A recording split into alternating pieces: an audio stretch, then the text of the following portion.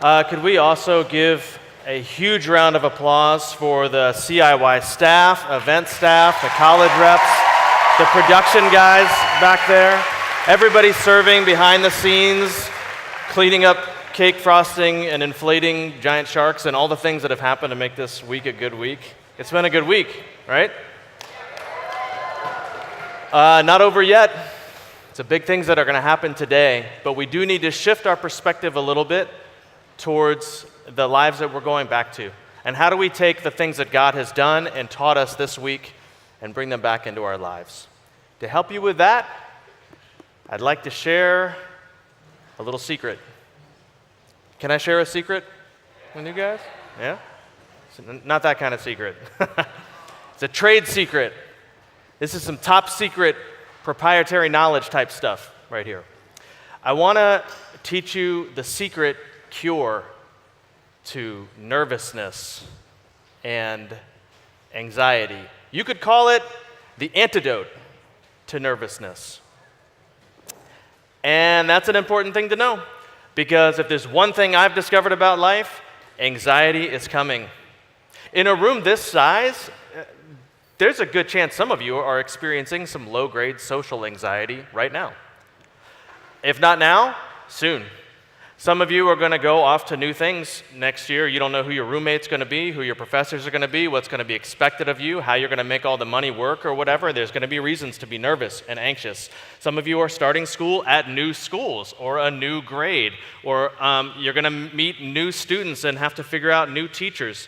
Some of you are nervous, maybe you would even say fearful, to go back and process the decision that you've made this week.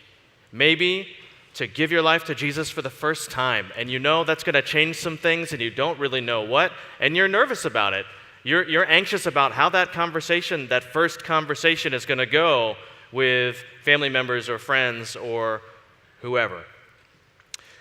Maybe it'll come the first time you sit across the interview table for a job you actually truly care about. Maybe you'll actually get your shot and the spotlight will be on you, or the ball will be in your hands. And it is normal to feel anxious when these things happen. Lots of times it's littler things than that, especially when it comes to sharing our faith. It's very normal to feel anxious about putting yourself out there, or trying to invite somebody along, or taking an opportunity to share something about what you believe. I mean, what if they ask a question that you don't know the answer to? And when anxiety comes, it is a terrible feeling. I mean, you know the feeling. Your palms get a little clammy, your fingers a little numb, maybe tremble a little bit. You feel that lightness in your legs, kind of jittery. You feel that whoosh in your stomach like you're on a roller coaster. Your voice gets a little weak, like you feel like maybe you almost want to laugh a little bit. Maybe your pulse rises in your ears a little bit. Well, that anxiety, when you get that, when your system flushes with nervousness, there's a cure. There's a secret antidote to the poison of nervousness. Now, this is some trade secret stuff. It's something I've learned doing public speaking like this. So sometimes I speak in front of crowds like this. I speak in my home church. But whether I'm getting up in front of a crowd like you guys, or a brand new class of inner city fifth graders, like I will this September when the school year starts up again, I always feel a little rush of anxiety. I always feel a little nervous. I mean, what if I mess up? What if it goes wrong? What if I forget what I'm going to say? You know that happened to me once? The very first time I did any kind of public speaking like this, a buddy of mine was going to speak at a campus ministry, and he brought me along to share my testimony, just 5 minutes embedded in his message. And during the second service, I'm in front of about 300 really hip college students, my age at the time, and I went blank. Could not remember my name. And it was as awkward as that sounds. What if I forget what I'm going to say? What if I say something wrong? What if I say something inappropriate? What if I trip over a cable and fall off the stage? What if I become a meme? What if I say something ridiculous? I hope it goes well. I hope they like me. I hope it's amazing. I hope they think it's amazing. Me. See, what's going on when I'm anxious? What's happening when I'm nervous? I'm concerned for me. That's the key. That is the secret antidote to nervousness. It's this. The cure for nervousness is concern for your audience. Now, I didn't make that up. I actually first heard it from a pastor in Atlanta named Andy Stanley, who some of you may have heard of. Yep. He just has a gift for coming up with these dynamic one-liners. And I think that one was, the antidote for anxiety is concern for your audience. You could just say concern for others. So what I do when I'm getting ready to take the stage and that rush of anxiety comes is I pause and I begin to think about you. And I become concerned for you. And I think about how some of you are hurting right now. I mean, some of you are heartbroken. In a room this size, some of you would give anything to talk to her one last time. Some of you know you need to let him go, and you have literally cried into your pillow at night, contemplating this choice that you have to make. Some of you are in physical pain. In a room this size, some of you are recovering from a surgery. There's something not working right in your body. You have a surgery on the calendar that you're scared of. You have things that you need courage for. Some of you have made big decisions for Jesus, and you know that not everybody is going to react as positively towards that as the people here in this room have towards you, and you're nervous about it. You're scared about it. I think about these things. I think about the fact that some of you feel lonely, some of you feel insecure, some of you feel guilty, and I become concerned for you, and you know what happens? The anxiety just evaporates. It's like a hack for my brain. It's as if my brain is like, there's not enough room for me to be really concerned about myself and also concerned for you at the same time. It's like my brain is like, this town ain't big enough for the both of us. You're either going to be concerned for them or you're going to be concerned for yourself. Try this. Try this. When you sit across that interview table for the first time, take a minute and say, what's her day been like? What's she going through? Did she have a fight with her husband before she got here?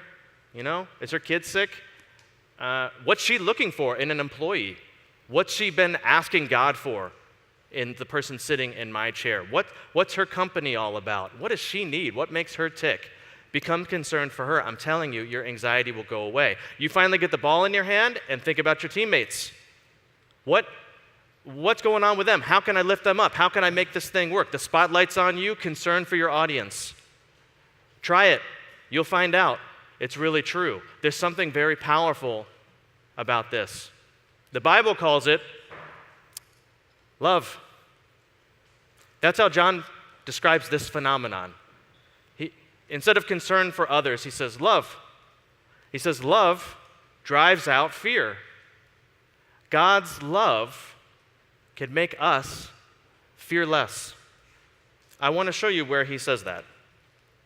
This is in 1 John chapter 4, verses 16 through 19. He writes, God is love, and all who live in love live in God, and God lives in them.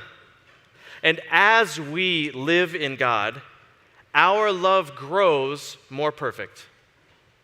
So, we will not be afraid on the day of judgment, but we can face him with confidence because we live like Jesus here in this world.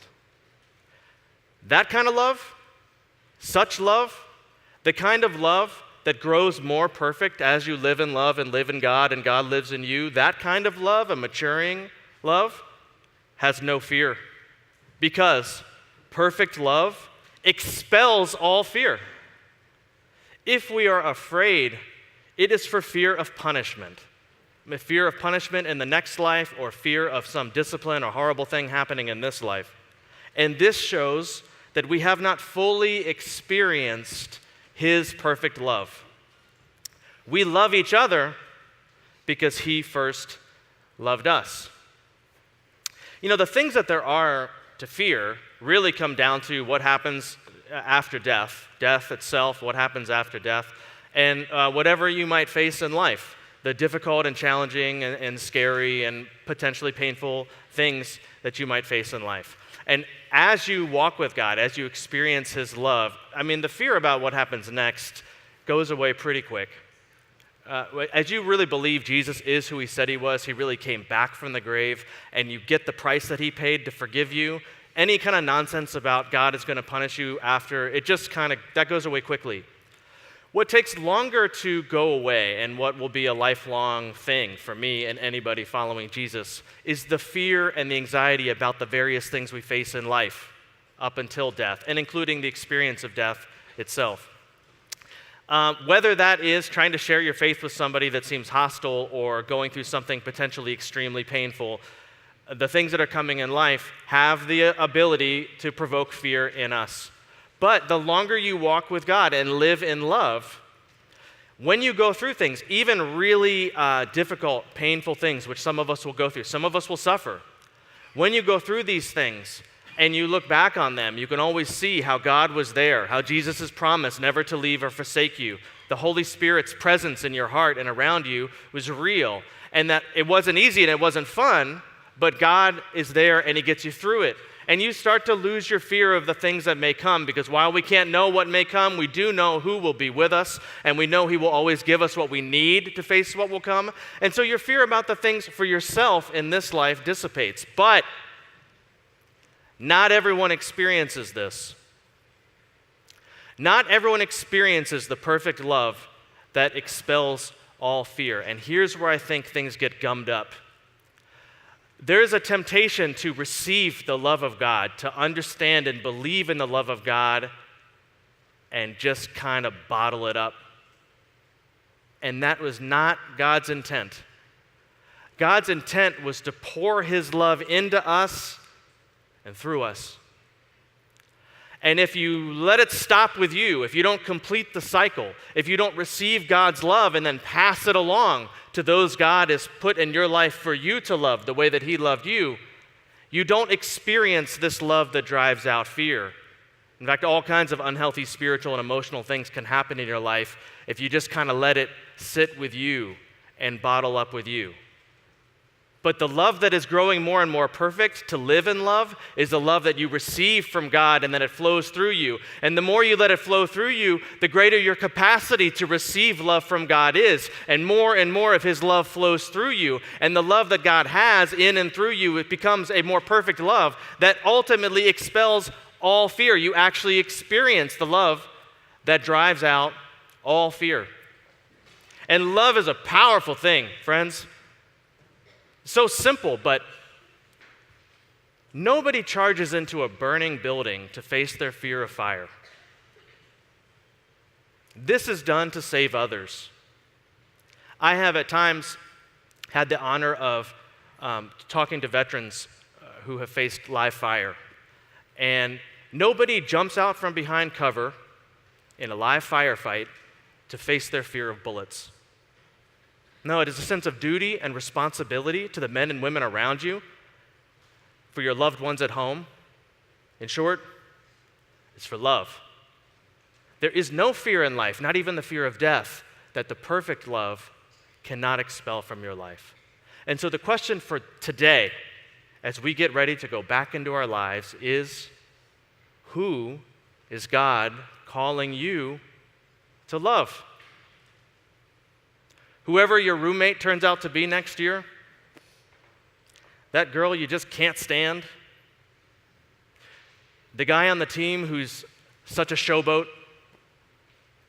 the person that always sits by themselves, the person that you need to forgive, your dad. Who is it that God is calling you to love? If you love that person the way that Jesus has loved you, you will experience this perfect love that drives out fear. Can I share another secret with you guys? One more secret? If you love somebody else the way that Jesus loved you, you love Jesus. That is what Jesus said in many places in Scripture, but in some places very pointedly. In one of those places, he said, if you visit somebody who is in prison, you have visited me in prison. If you give food to somebody who is hungry, you have given food to me when I was hungry. If you clothe somebody who needs it, give water to somebody who's thirsty, you have shown these kindnesses to me. I want to tell you about one of my students from last year. I'm going to call him Henry.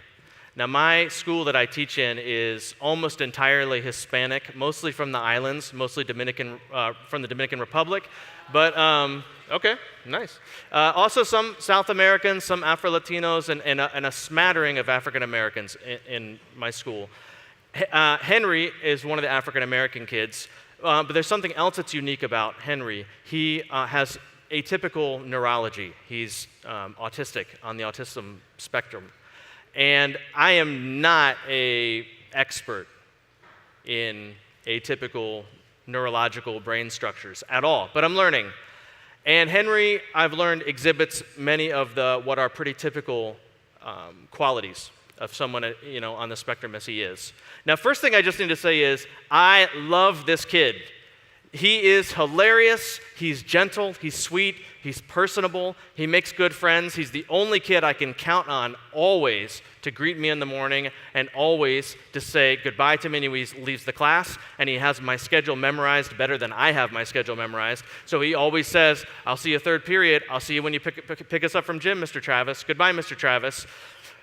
He always is greeting, always polite. I love this kid.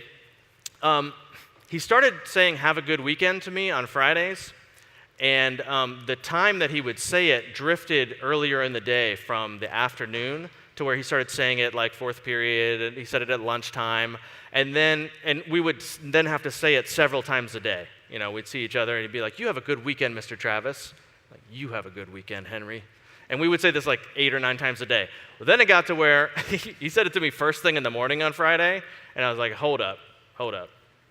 You're not allowed to say have a good weekend to me, Henry, until people are allowed to drink. It's got to be at least after lunchtime for you to start saying that to me. Really sweet kid. This is the type of kid that he is. But he does exhibit some qualities on the spectrum. One of the things that he struggles with is he can't interpret emotional cues. He kind of has to learn how to do it like he's putting together a puzzle. He doesn't naturally understand facial expressions, tone of voice, body language. He always has to kind of think it through and figure it out.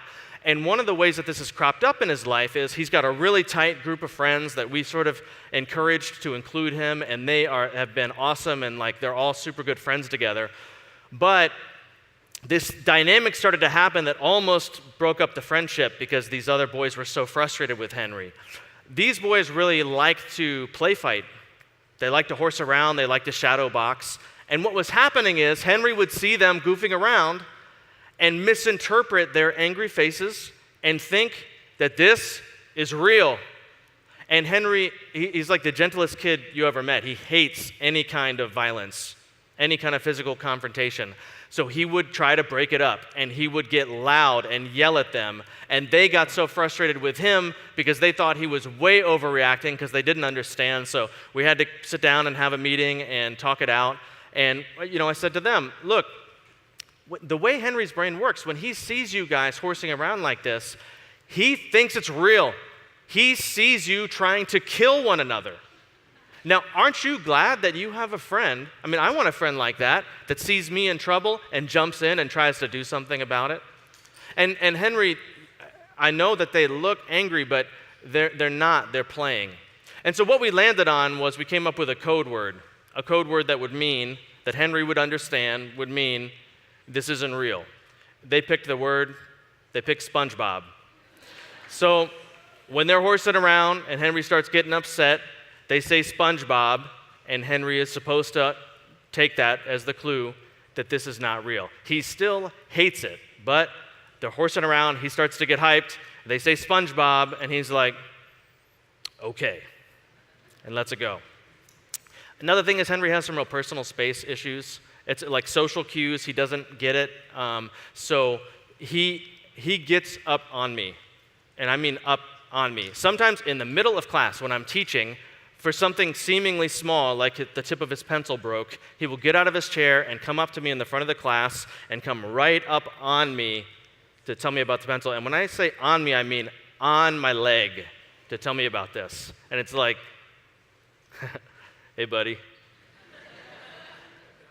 You doing okay? No, I'm not. My pencil is broken, or whatever the case may be. Okay, all of that to tell you this story.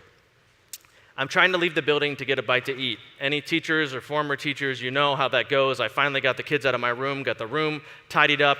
I've got like 20 minutes to get out of the building. I didn't bring anything to eat, so I'm going to rush to the bodega to get a sandwich. And I'm on my way out of the building, and one of my classes is coming back from recess, which we use a park that's about a block away from the building.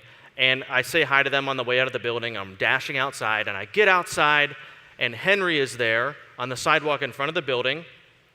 And he is extremely distraught. I mean, extremely distraught.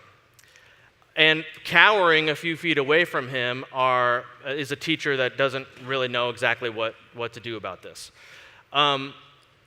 So I'm going to be honest with you. My first impulse when I saw this, was NMP, not my problem. I spent all day talking this kid off a ledge, helping him interpret life, and I'm hungry, just kind of like, But the problem is, I really like this kid, and he was extremely distraught, and I don't like to see him like that. So I decided, all right, let's give it a shot. Let's see what I can do. Now, he is extremely sweaty from recess.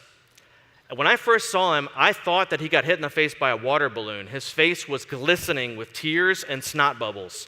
And because of Henry's personal space issues, this was going to be literally messy to intervene.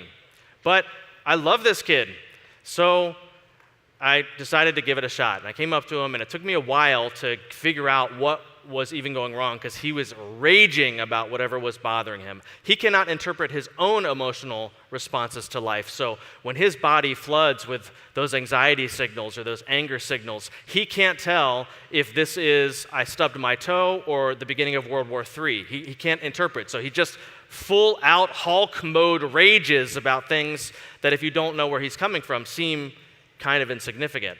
I finally get him to settle down and tell me what's going on, and this was the situation. At recess, he overheard another student. I'm going to call this student Francis G. from class 503. He overheard Francis G. from 503 say, in Henry's words, quote, "Christmas isn't real." I know. It's kind of rough. But he was in full-out Hulk mode about this. And he said, "Christmas isn't real, and it's my favorite holiday, and I want to get my presents." I mean, he was raging over this. So I knew I had to short-circuit this line of thought. So I was like, wait. Christmas is as real as it gets. Now, if we're talking about Santa,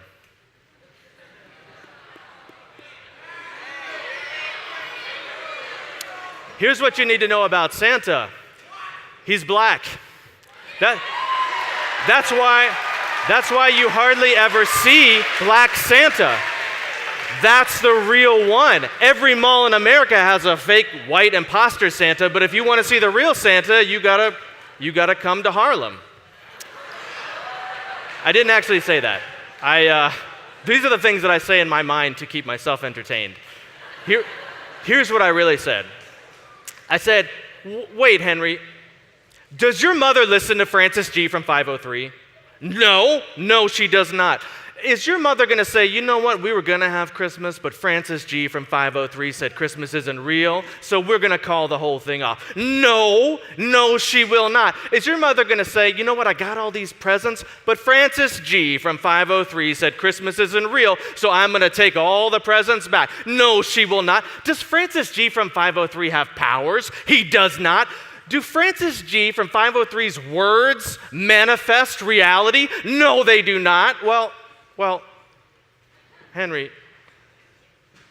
I'm pretty sure you're going to have Christmas. Well, okay. And then he went inside, and I went and got my sandwich. That's the end of that story. There's nothing unusual. This was very like many other exchanges that I have with Henry. There's nothing unusual or special about this. Now, in one sense, there's nothing more special in life than what was happening right there. But in another way, there's nothing extraordinary about it. Every day, thousands of people help thousands of kids interpret life. That wasn't special. But there was something so special going on there that most people wouldn't be able to see, but I could see it, and it was so special that I think I need to use the word miracle to describe it. Now, if you knew me before Jesus, and you saw it, you would use that word too. It's a miracle. And this was the miracle. I was enjoying myself. Love. It drives out fear, sweat, snot, anything negative until it fills up the whole place. It's like light. It fills up the darkness. Are you grateful for what Jesus has done for you?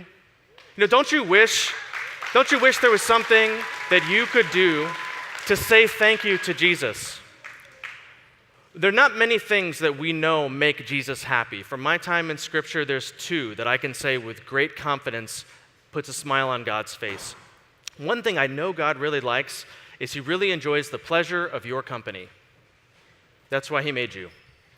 The other thing that we know from Scripture that God really likes is He loves it when we love others the way that He has loved us. Love anybody the way Jesus has loved you, and you do it for Him. May you love the way Jesus has loved you. May that love grow more and more perfect until it expels all fear.